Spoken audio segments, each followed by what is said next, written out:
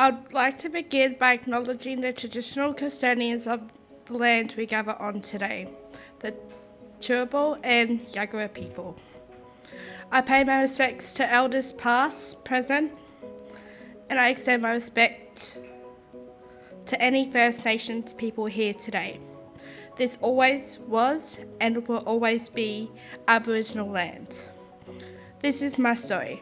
Good afternoon. My name is Kanisha Pope and I'm a proud Aboriginal young woman.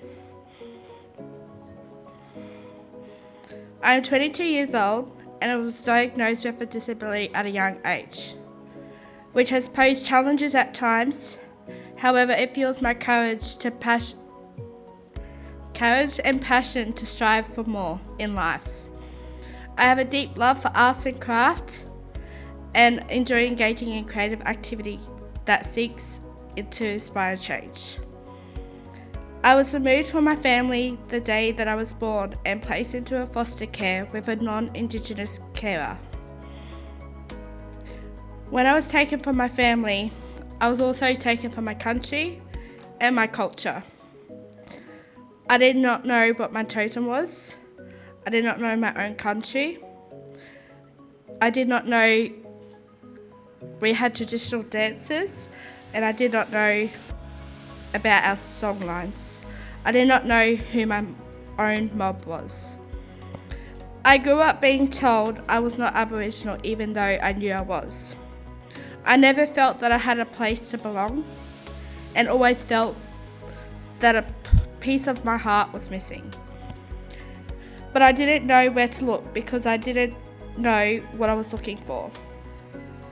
The missing piece in my heart was my home of my country.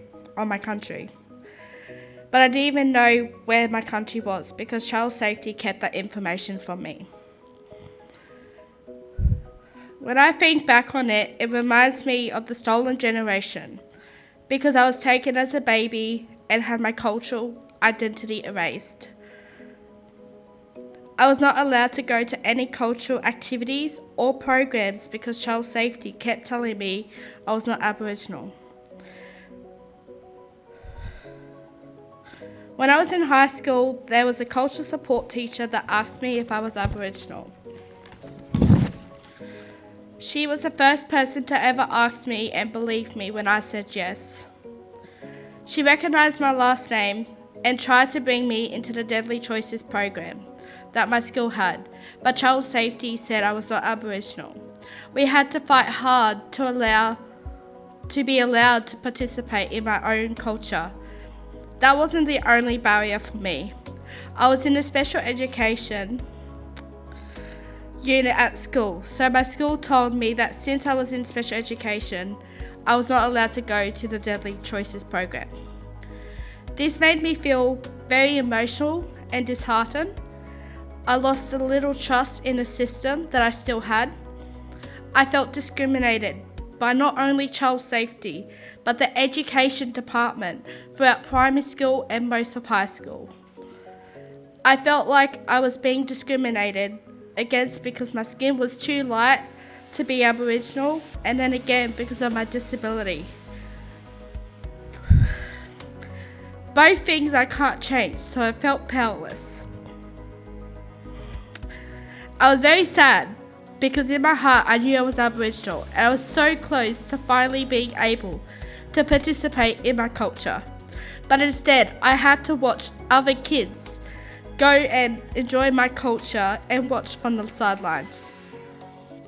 It was only once I exited care and became an adult that child safety finally told me I was Aboriginal. They took my nieces away and during their removal they read back into our records and told me that I am a Waka Waka. When I spoke to that CSO and told her that she was doing the same thing that child safety did to me when I was young, she cried and said she doesn't want a third generation of my family to go into the system. It should not have taken until I was an adult and was watching my baby nieces being taken away to finally learn who my mob was. My nieces are home now where they belong. They say it takes a village to raise a child, so I think all the adults and system responsible for the care and education of children should be educated on the history of my people. My village failed me because they didn't understand the impact of what they were doing to me. All children, regardless of cultural backgrounds, should learn about the Aboriginal and Torres Strait Islander people and culture at school. More knowledge means more understanding and less racism and discrimination.